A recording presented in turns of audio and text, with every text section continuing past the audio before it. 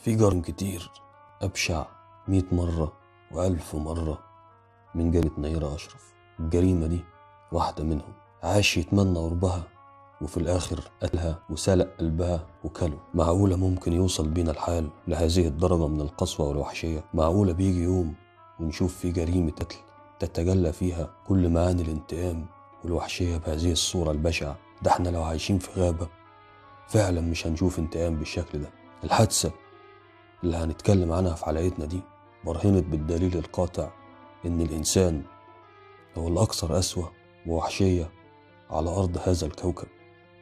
طب إيه هي الحادثة دي ومكانها فين؟ تعال معايا وأنا أحكي لك في ملخص الحدوتة. المكان في محافظة من محافظات الصعيد، وتحديدا في إحدى القرى.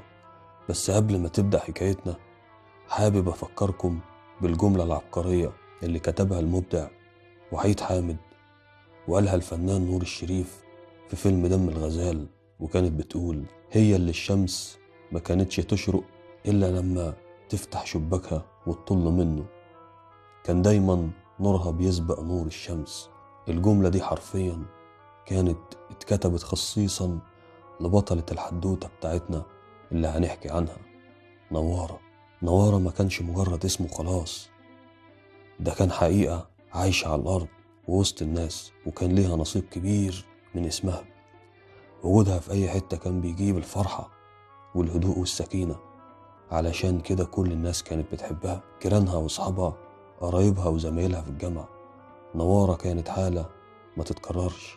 نوارة كانت أصغر واحدة في إخواتها، كان بيسبقها في الترتيب 4 ولاد، وكانت هي ال5 وأصغرهم، علشان كده كان ليها معاملة خاصة من الجميع، وكانت بتحظى بمحبة ودلع من الكل، خصوصا إن أبوها مات وهي عندها 5 سنين. عشان كده كل إخواتها الرجالة اعتبروها بنتهم، وكانوا بيخافوا عليها ومحوطينها بالحب والحنان. ولأن نوارة أبوها كان واحد من الأثرياء وسايب لها ورث كبير، فده خلى عمها يفكر من بدري إنه يخطبها لابنه الوحيد من وهي لسه في عمر ال2 سنين. واللي سمعنا ومستغرب ده بيحصل عادي في القرى والنجوع، وخصوصا في الصعيد، وكان فيه شبه اتفاق معلن بين الأخ وأخوه، وكل الناس كانت عارفاه ومباركاه. عيد لنوارة ونوارة العيد. لكن ايه اللي حصل بعد كده؟ وهل تمت الخطوبة فعلا ولا حصل حاجة وقفت الموضوع؟ ده اللي هنعرفه قدام. مرت السنين وعدت الليالي، ونوارة ماشية في طريقها ومحددة هدفها، وكانت شاطرة جدا في دراستها وبتطلع دايما من الأوائل في المدرسة. وعلى الجانب التاني كان عيد ابن عمها اللي هو خطيبها وابن عمها بدأ يكبر ويحس بذاته، وإنه بقى راجل، خاصة بعد ما أبوه مات. وبدل ما يتحمل المسؤولية ويكمل طريق أبوه ويكبر أرضه ويكمل تعليمه، بدأ يهمل في الدراسة لحد ما استنفذ سنوات الرسوب وساب الدراسة خالص. ولأنه بياكل في قتة محلولة زي ما بيقولوا، أهمل أرض أبوه، واللي زاد وغطى إنه بدأ يبيع فيهم فدان ورا التاني. ما هو الراجل عايش دور مش دوره، ومفيش فرح بيسيبه في المنطقة إلا لما يروح ويجامل ويسهر ويشرب ويفرتك في القرشينات. وعلى عكس عيد، كانت نوارة عارفة طريقها ومحددة أهدافها في الحياة وشايفة مصلحتها، واجتهدت في مذاكرتها جدا. جابت مجموع كبير في الثانوية العامة أهلها إنها تدخل كلية صيدلة. وكان عيد بيحب نوارة بنت عمه بجنون وبيغير عليها. ولما دخلت كلية الصيدلة بدأ يحس بالخوف، أحسن تطير منه أو تتكبر عليه بعد ما بقت دكتورة. ومن هنا قرر يروح لولاد عمه ال4 اللي هم أخوات نوارة ويطالبهم بإتمام جوازه من أختهم حسب الاتفاق القديم اللي كان بين أبوه وعمه. وللأمانة ولاد عمه ما كانوش ممانعين، وقالوا له: أنت ابن عمنا ومننا وعلينا، بس القرار ده مش في إيدينا دلوقتي، ده قرار نوارة، وهي كبرت وليها رأي ومتعلمة وهتبقى دكتورة، ولو موافقة احنا كمان موافقين. جابوا نوارة وسألوها، وكانوا متأكدين انها هترفض، خاصة بعد ما بقى عيد غير مناسب ليها وانه مكملش تعليمه. لكنها فاجئتهم وقالت ليهم: انا هقعد مع ابن عمي واتكلم معاه وبعد كده ارد عليكم. وبالفعل جت نوارة وقعدت مع عيد وقالت له: اوعى تفتكر ان فرق التعليم اللي بينا ممكن يخلينا اتغر عليك، ده انت ابن عمي في الاول وفي الاخر ومن دمي، وانا ما عنديش مانع ان اتجوزك حتى لو ما معكش شهادة. وموضوع التعليم ده مش فارق معايا يا ابن عمي، لكن اللي فارق معايا هو انك مش شايف مصلحتك وفرطت في ارض ابوك واخلاقك اتغيرت، وده كله ما ينفعش يبقى في الراجل اللي هعيش معاه. وانا هديك فرصة لو انت شاريني بجد، ومن هنا لحد ما اخلص دراستي في الجامعة تكون شفت مصلحتك وعرفت طريقك الصح فين وغيرت حياتك السيئة للأحسن. وليك عليا يوم ما تعمل كده هتلاقيني أنا اللي بقولك تعالى علشان نتمم فرحنا ونتجوز. عمنا عيد سمع الكلام بتاع نوارة وكان مبسوط منه جدا، وقال لنفسه أنا لازم أتغير، لكن على رأي المثل اللي بيقول نهيتك ما انتهيتك والطبع فيك غالب، وديل الكلب عمره ما يتعدل لو علقه فيه غالب. وبدل ما يفوق لنفسه ويعدل من حاله مشي في طريق الشيطان أكتر، وحياته أصبحت عبارة عن عربدة وسهر وشرب مخدرات، وبدأ يبلطج على الناس ويستلف فلوسه ما يردهاش لأصحابها. ومرت الأيام والسنين وعيد من أسوأ لأسوأ لحد ما باع آخر حتة في أرض أبوه. أما نوارة فكانت وصلت للسنة النهائية في الجامعة وقربت خلاص تتخرج وهتبقى دكتورة قد الدنيا. وفي الوقت ده كان كل اخواتها الأربعة اتجوزوا وكل واحد منهم بقى عنده بيته وحياته المستقلة، وطلبوا من نوارة وأمها إنها تعيش مع حد منهم، لكن نوارة رفضت وفضلت قاعدة في بيت أبوها مع والدتها اللي بدأت تكبر في السن. ولأن اخواتها كانوا بيثقوا فيها سابوها على راحتها وكانوا شبه مقيمين معاها في البيت الكبير بتاع أبوهم، ويدوب كانوا بيروحوا على النوم ويسيبوها هي وأمهم مسافة الليل بس، وييجوا الصبح يفطروا معاهم ويكملوا يومهم. لكن في الوقت اللي نوارة أوشكت على التخرج من الكلية ظهر شخص الكل بيشهد ليه بالأخلاق والنجاح، والشخص ده كان من عيلة أمها، وكان طارق معيد في الجامعة وحالته متيسرة جدا، وكان من زمان عينه على نوارة ونفسه يرتبط بيها، لكنه كان مستني يشوف موضوع نوارة مع عيد ابن عمها هيوصل لفين علشان يقرر ويتقدم لها. وفضلت الأيام ماشية بدون ما حاجة تتغير لحد ما حصل موقف قلب الدنيا ودربكها، وهو إن عيد حاول الاعتداء على واحدة ست من أهل البلد وهي راجعة من الغيط، وهو طبعا كان تحت تأثير الشرب والمخدرات وما كانش داري بيعمل ايه، والدنيا اتقلبت وحصلت مشكلة كبيرة وخناقة لولا ستر ربنا كان ممكن يقع فيها قتيل. وفضلت عركة بين عيلة الست دي من ناحية وعيد وقرايبه من ناحية تانية لحد ما اجتمع أهل البلد في ميعاد عرفي، وكان قرار المحكمين وأهل العقل والحكمة بأن عيد يتغرب عن البلد. وبالفعل حكموا على عيد إنه يسيب البلد ويمشي، لأنه أصبح شخص غير مرغوب في وجوده، لأنه أصبح سيء السمعة ومثير للمشاكل. وبعد ضغوط من الجميع قرر عيد يسيب البلد بعد الفضيحة دي ويمشي.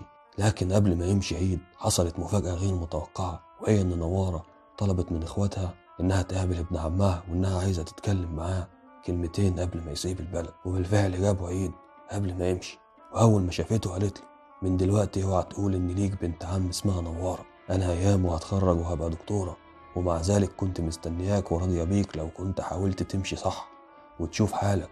اديتك فرصة واتنين وتلاتة علشان الدم وعظم التربة، بس انت كنت مش قد كلامك، وبدل ما تعمل المستحيل علشان اكون من نصيبك عملت العكس ومشيت ورا شيطانك وفرطت فيا. انا كان ليا ابن عم ومات خلاص، انا جايباك النهاردة علشان اقولك انا في حل من اي ارتباط كان بين ابوك وابويا. كل اللي عمله عيد في الموقف ده انه وقف ودمع وبصلها بقهرة من غير ما ينطق كلمة واحدة، وسابها وخرج عشان يمشي من البلد ويبعد للأبد. مشي عيد فعلا من البلد من غير ما ياخد معاه أي حاجة، لكنه كان شايل نوارة جوه قلبه. بعد فترة تقدم طارق لنوارة ووافقت عليه وجاب لها شبكة كبيرة جدا من الذهب، كانت حديث البلد والبلاد اللي حواليها. وكانت نوارة فرحانة بطارق وحبته فعلا لأنه كان ناجح وبيقدرها وشايلها على راسه، ثم إنه كمان كان مناسب ليها فكريا وعلميا واجتماعيا. ومرت الأيام ونوارة عايشة أحلى سنين حياتها، وبدأ إخواتها يتشوروا لها شوارها، وطارق تقريبا انتهى من تشطيب الفيلا اللي هتعيش فيها نوارة معاه، لحد ما حصل اللي محدش ممكن يتوقعه على الإطلاق. في يوم الجمعة الصبح نوارة على الفطار، وكانت أمها وإخواتها قاعدين في انتظارها علشان تفطر معاهم كالعادة. ولما استوعبوها أمها قامت تناديها لربما يكون راحت عليها نومة ولا حاجة، نادت عليها كتير من غير رد.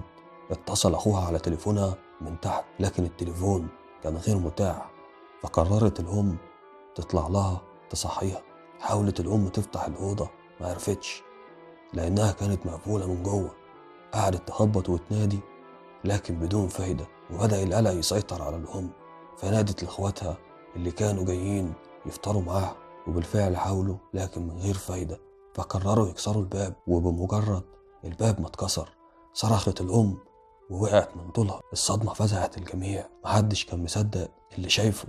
كان منظر بشع رهيب لا يمكن لأي حد في الدنيا يتخيله أو يتصور إنه ممكن يحصل. نوارة مربوطة إيديها ورجليها في أطراف السرير، وفي بلاستر على بقها عشان صوتها ما يطلعش، ومشقوقة من أول رقبتها لحد آخر بطنها بالطول، وكل أحشائها غير موجودة، لا كبد ولا كلى ولا أمعاء ولا قلب ولا طحال ولا أي حاجة من اللي جواها باقية أصلا.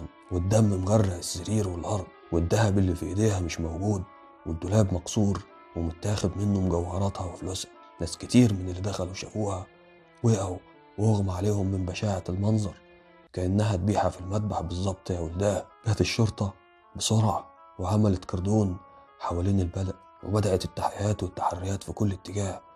محدش متخيل إن جريمة سرقة يصحبها هذا الانتقام القاسي البشع الذي تقشعر له الأبدان إطلاقا. كل الأدلة المبدئية كانت بتشير إلى إنها جريمة سرقة في المقام الأول. مفيش حد قادر يتكهن بمين اللي عمل كده، خاصة إن نوارة وإخواتها الكل بيحبهم ومفيش بينهم وبين أي حد عداوة. حتى عيد ابن عمهم اللي بينه وبينهم خلاف كان سايب البلد من فترة، ومن يوم ما مشي مرجعش البلد ولا حد عارف هو أساسا راح فين. مر أكتر من أسبوعين في البحث والتحري عن الجاني، لحد ما جت معلومة لضابط المباحث عن طريق أحد مخبريه كان توصل إليها أثناء عمل التحريات الخاصة بالحادثة. والمعلومة بتقول إن في حد شاف عيد في الموقف ليلة الحادثة ومعاه 3 شباب، ويرجح إنهم أغراب من المنطقة. خد الضابط المعلومة وبدأ يشتغل عليها لحد ما قدر يتوصل لمكان عيد في القاهرة، وبالتنسيق مع مباحث القاهرة تم مهاجمة مكان إقامته وتم إلقاء القبض عليه هو و3 تانيين وفتاة ساقطة. وبمواجهة عيد بالحادثة أنكر تماما هو والشباب وانهار بالبكاء حزنا على نوارة. وعند مواجهته بأنه كان في البلد ليلة الحادث أنكر وأكد أنه لم يغادر القاهرة منذ أن جاء إليها، ولكن الضابط واجهه بتسجيل لإحدى الكاميرات يظهر فيه عيد وهو بالقرب من الموقف ومعاه 3 شباب. وهنا لم يستطع عيد الإنكار مرة تانية، واعترف إن هو وشركائه قاموا بتكوين تنظيم عصابي من فترة، وإن هو اللي خطط لسرقة الذهب وشبكتها الغالية، وفي نفس الوقت للانتقام منها بعد ما رفضته وفضلت عليه واحد تاني. ولما سألوا الضابط ليه عملت فيها كده وفين أعضاء جسمها، رد عجيب جدا: أنا فتحت بطنها عشان آخد قلبها اللي اختار حد غيري، وكل أعضائها رميتها في المصرف علشان الكلاب تاكلها، إنما قلبها ده أنا خدته وسلقته وكلته عشان قلبها ده بتاعي، وانا مش ممكن اسيبه لحد تاني. انا اكتر واحد كان بيحبها وما ينفعش تعيش مع حد غيري. فعلا من الحب ما قتل. اتحول عيد للنيابة واعترف بجريمته، والقضية الان في المحكمة وكل المؤشرات بتقول انه هياخد اعدام. وفي النهاية عايز اسألكم، اللي زي عيد ده يستاهل اعدام بس ولا 1000 اعدام واعدام؟ جريمة بشعة بكل المقاييس والاركان.